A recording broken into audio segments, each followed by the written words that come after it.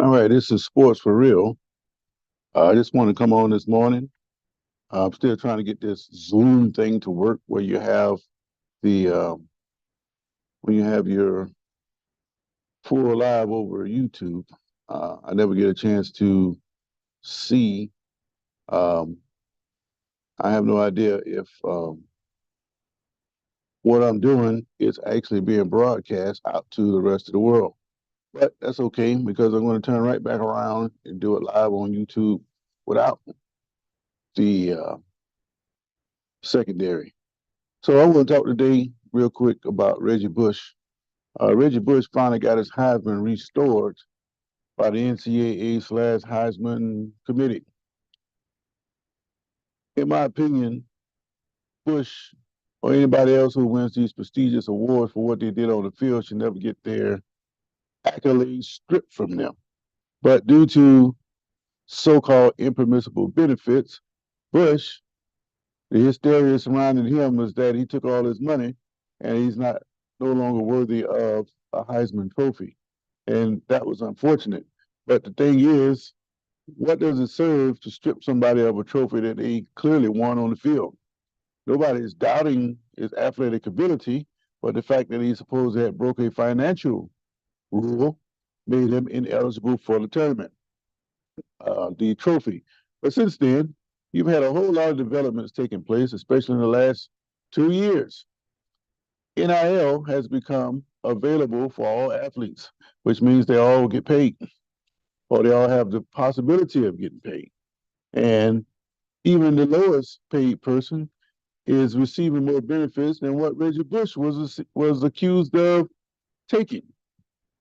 So as these athletes, a lot of them not even on Bush's talent level, make all this money, people start to look at Bush and wonder why he's still ostracized by the NCAA and his former school USC.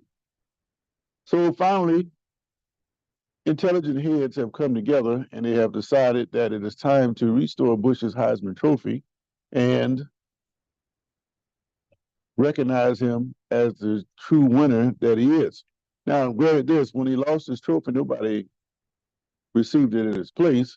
It was just an asterisk saying that it was been vacated. Well, I guess they're going to have to remove those asterisks now because Mr. Bush is once again and never really from the public left the idea of him not being a Heisman Trophy winner, but he's now being fully restored. So I guess he got his rights back, somewhat like a guy that goes to prison and after a certain amount of time, he's a full citizen again.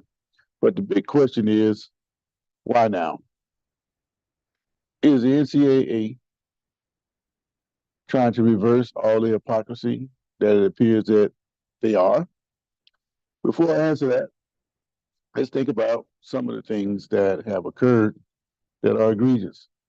Um, Back in 2006-07, Florida State was found to have an ineligible player. Because of that, head coach Bobby Bowden lost 12 wins. If you recall, at the end of his career, he was in a battle trying to outdo Joe Paterno to be the winningest coach in NCAA history.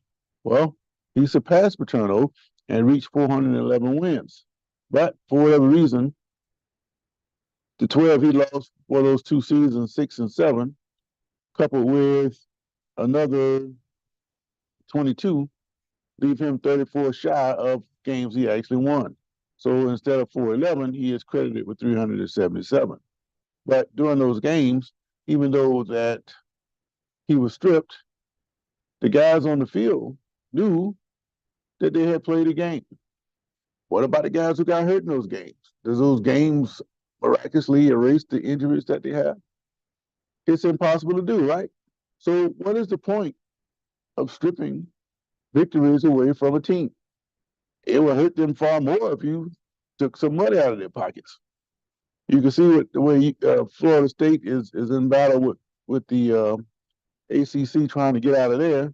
That it is very important to them financially that they do well. Once you win a game, whether it counts in the books or not, you know that that game took place, much in the way that we know that Bush won that Heisman Trophy. Another example, talking about Joe Paterno, the Sandusky scandal broke in 2011, and they wanted to vacate a whole bunch of wins from Joe Paterno. They did strip him. I can't remember the exact number, but it was very significant. And because of that, Joe Paterno dropped way down the wins list, even below Bobby Bowden. So either way, he was still going to be behind Bowden. But to do it in that manner, when something that he didn't do personally, I don't think that should have counted against him.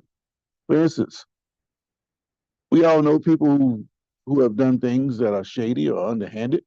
But because I know that person, does that mean I'm also guilty of the crime they commit? That's pretty much what they were doing to Paterno. Because Sandusky was accused and convicted of those heinous crimes, they looked at Paterno and say, "Well, you knew about it, or you should have known about it." But Paterno didn't do that. Now, the court of public opinion is far worse than the actual law. I remember several years back, there was this little girl was being chased by this guy in Las Vegas. He chased her in the bathroom and he killed her. His friend or somebody saw it and he didn't do anything about it. And they wanted to arrest him, but by law they couldn't arrest him because he wasn't the one committed the crime. Now you would think that if you see a grown man chasing a child right in front of you and you don't do anything about it, then you should be vilified for that. But according to the law, he didn't do anything wrong. But it's the same kind of thing with Paterno. Paterno didn't have anything to do with what Sandusky was doing, but they vilified him and marred his record. But the good thing about it, about 4 years later, in 2015, they restored Paterno's wins. So he's now back at the top of the list at 409. Bowden is down to 377. Again, he's down 34 victories. And that's the reason why he's not the all-time winningest coach. So he kind of died in controversy there at Florida State. But the other part of that, um, the question is USC. Now that Bush has been restored, OJ never did get the full acceptance back to USC. The question now is, will Bush get fully accepted back at USC? And I think that's a fair question to ask on the night that another USC Heisman Trophy winner, Caleb Williams, goes into the draft. He's already going to be the number one pick, and I believe he's already signed a contract with the Bears before the draft has even been conducted. But it's something to think about. You know, it's great timing, and it's a good image boost for the NCAA and USC with all the things that are taking place right now. Only thing they need to do now is come on out and say, we want to invite you back into the fold along with OJ, and you celebrate 3 Heisman Trophy winners at once.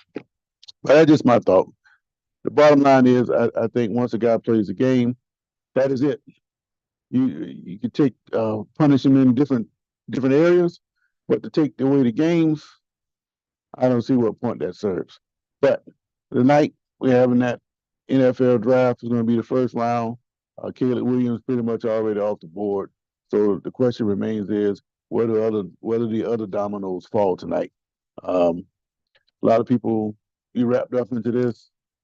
Um, I'm interested, but I am not going to be glued strictly to the TV because just because these guys go number one, that doesn't mean it's going to be good fit for wherever they go.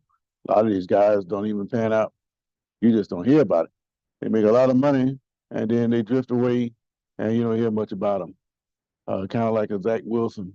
Wilson's always going to be known for being that number one pick, tutored by Aaron Rodgers, then shipped over to Denver to replace Russell Wilson, who was ostracized by his former coach. So, what would make all this a happy ending for the Broncos is that well, not only the Broncos, but Wilson also is that Wilson um, overshines whoever they draft tonight at quarterback, projected to be Bo Nix out of Oregon. And Nix has to sit and wait for Wilson. And it's a reverse situation all over again. That would be the perfect ending for Caleb Williams and Zach Wilson. But anyway, just my thoughts early in the morning. Got to get ready to go to work. This has been Sports.